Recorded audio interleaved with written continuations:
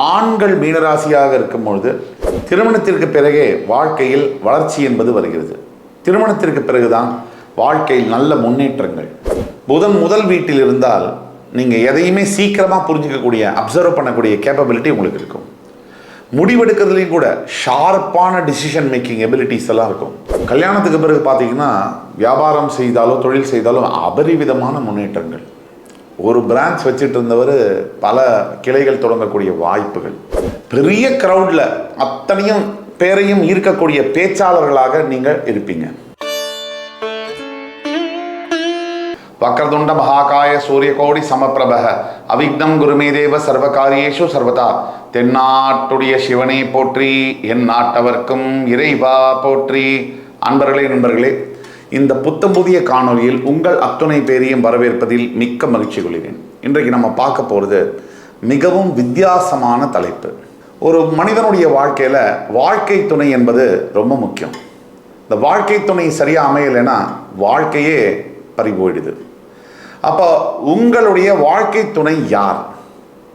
இனி கல்யாணம் பண்ண போகிறவங்களுக்கு உங்களுடைய வாழ்க்கை துணை யார்?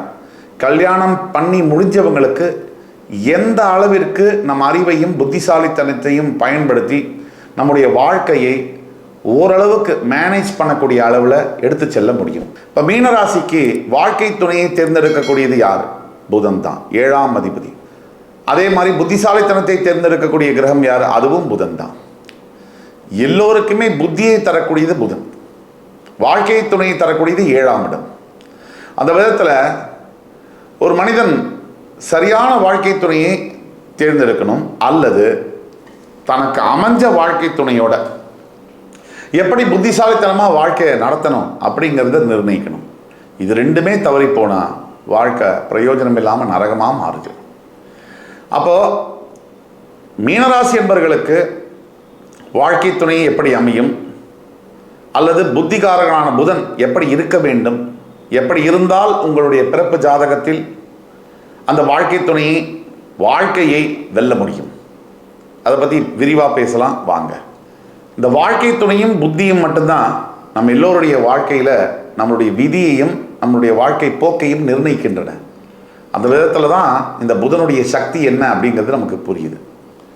ஒரு உதாரணத்துக்கு, மீனராசி அன்பர்களுடைய ஜாதகத்தில் 7ஆம் அதிபதியான புதன் 10ஆம் வீடு என்று சொல்லக்கூடிய தனுசு ராசியில் அமைந்திருக்கிறார் என்று வைத்துக்கொள்வோம். அப்படி வச்சுக்கிட்டா என்ன ஆகும்னா, பெரும்பாலும் தன்னுடைய வாழ்க்கை துணையை தொழில் செய்யக்கூடிய இடத்துல சந்திக்கக்கூடிய சூழ்நிலைகள் உருவாகும்.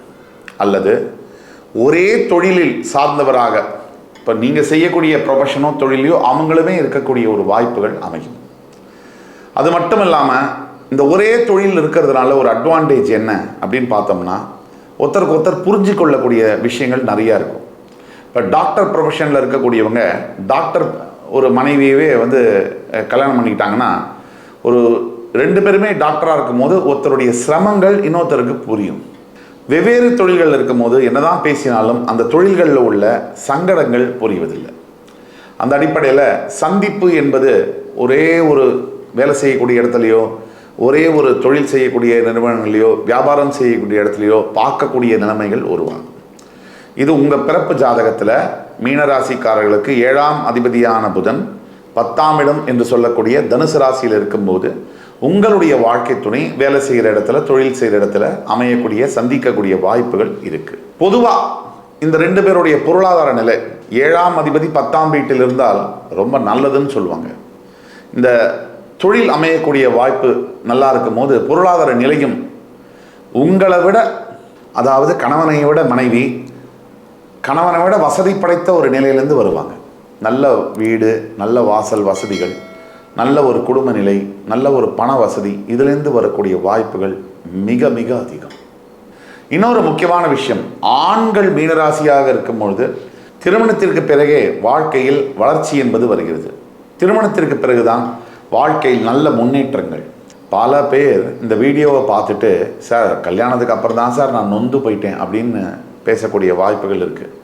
அது சுய ஜாதகத்தில் வேறு சில கிரகங்கள் அமைப்பினால் அது மாதிரி வரலாம். நாம் பேசக்கூடியது பொது பலன்கள்.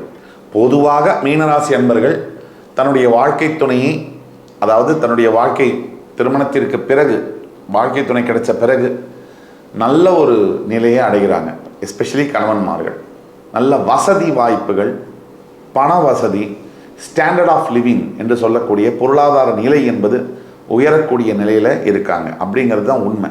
தனிப்பட்ட ஒருவருடைய ஜாதகத்தில் கல்யாணத்துக்கு பிறகு பிரச்சனைகள் வருது அப்படின்னா உங்களுடைய சுய ஜாதகத்தை தான் பரிசோதனை பண்ணி பார்த்துக்கணும். அந்த பிரச்சனையை எப்படி சரி பண்ணணும் அப்படிங்கிறது தெரிஞ்சுக்கணும்.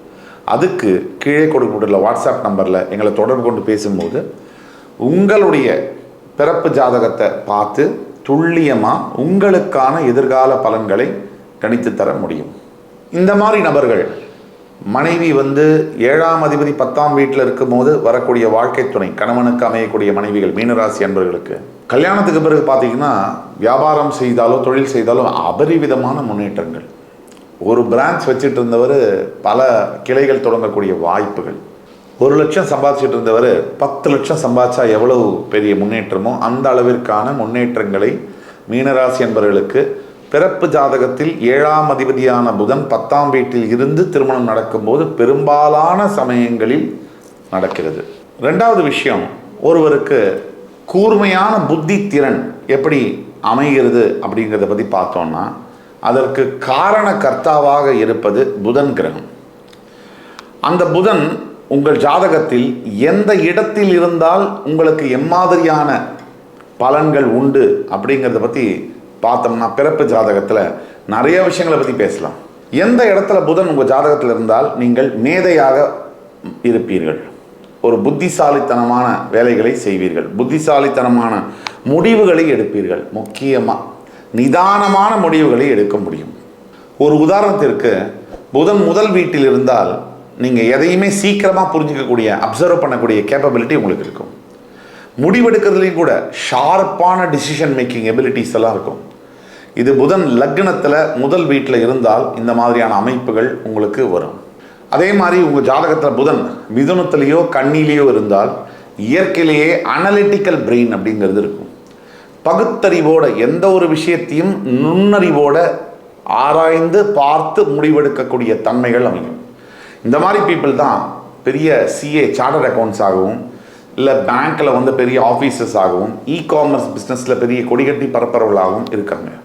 அடுத்த காம்பினேஷனில் பார்த்தோம்னா புதன் குருவோடு சேர்ந்திருக்கும் போது இது ஒரு அபூர்வமான ஒரு சேர்க்கை. இந்த மாதிரி இருக்கக்கூடியவர்கள் மிகப்பெரிய அட்வைசர்ஸாக, ஏன் பிரைம் மினிஸ்டருக்கு, சீஃப் மினிஸ்டருக்கெல்லாம் கூட அட்வைசர்ஸாக, ஒரு ஸ்ட்ராட்டஜிக்கல் டிசிஷன் மேக்கிங்கில் அட்வைசர்ஸாக இருந்து கோலூற்றக்கூடியவர்களாக இருக்கிறார்கள். அதே மாதிரி உங்கள் ஜாதகத்தில் உங்கள் லக்னத்திலேருந்து 5ஆம் வீட்டில் புதன் இருக்கும்பொழுது மிகப்பெரிய கண்டுபிடிப்புகள் எல்லாம் உருவாக்குவாங்க. கிரியேட்டிவிட்டி பயங்கரமாக இருக்கும்.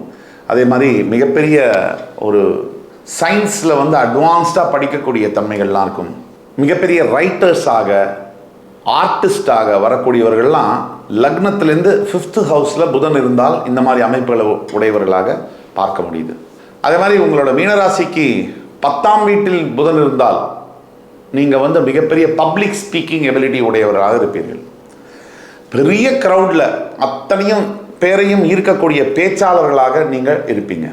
இது மீன லக்னம், மீன ராசி இரண்டிற்கும் பொருந்தும். இப்போ நாம் பேசிட்டு வந்த இந்த கருத்துக்கள் இதெல்லாம் பொதுவாக சொல்லக்கூடிய கருத்துக்கள். இதற்கும் மேலே இது ஒரு 65 to 70% ஒர்க் ஆகும்.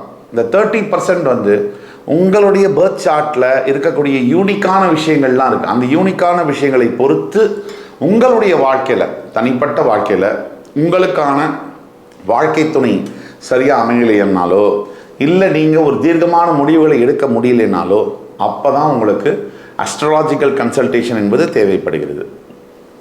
உங்களுடைய பிறப்பு ஜாதகத்தை கீழே கொடுக்கப்பட்டுள்ள வாட்ஸ்அப் நம்பரில் ஷேர் பண்ணி உங்களுக்கான ஆன்லைன் அப்பாயின்மெண்ட் வாங்கிட்டு என்னோட நேரடியாக 1-to-1 டிஸ்கஷன் பண்ணி உங்களுக்கான லைஃப் ப்ரிடிக்ஷன்ஸை கேட்டுக்கணும்னா அப்பாயின்மெண்ட் வாங்கி வந்தீங்கன்னா கிளியராக, கிறிஸ்டல் கிளியராக நீங்கள் என்ன செய்தால் ஜெயிக்க முடியும், நீங்கள் எதை செய்தால் பிரச்சனையிலேருந்து வெளியில் வர முடியும், நீங்கள் எதை செய்தால் ஒய்ஃபோட நல்லபடியாக நிம்மதியாக வாழ முடியும், அதற்கான அட்வைஸஸை சொல்ல முடியும். இந்த குறிப்பாக மீனராசி என்பவர்களுக்கு தற்சமயம் 7.5 நாட்டு சனி, ஜென்ம சனியாக நடந்து கொண்டிருக்கக்கூடிய இந்த காலகட்டத்தில் இந்த மாதிரியான கன்சல்டேஷன்ஸ் வந்து ரொம்ப முக்கியமாக கருதப்படுகிறது. நீங்கள் எதுக்கும் கவலைப்பட வேண்டாம். பரிகாரம் மீனராசிக்கு ஒரே பரிகாரம் இப்போதைக்கு ஈஸ்வரனுடைய பாதம், சிவபெருமானுடைய திருப்பாதங்கள், அதை படிக்கிறது, அதை தொட்டு வணங்கிறது, அதை பிடிச்சிக்கிறது, இதுதான் இப்போதைக்கு சரியான பரிகாரம். தான தர்மங்களை செய்யும் பொழுது மீனராசி என்பவர்களுக்கு எந்த விதமான பிரச்சனைகளிலிருந்தும் ஒரு ரிலீஃப் என்பது கிடைக்கும். இந்த எபிசோடு உங்களுக்கு பிடிச்சிருக்கும்னு நம்புகிறேன். அடுத்து வரும் காணொலியில் உங்கள் அத்துணை பேரையும் சந்திக்கும் வரை உங்களிடமிருந்து விடைபெறுவது உங்கள் சுபாஷ் பாலகிருஷ்ணன். நன்றி, வணக்கம், வாழ்க வளமுடன்.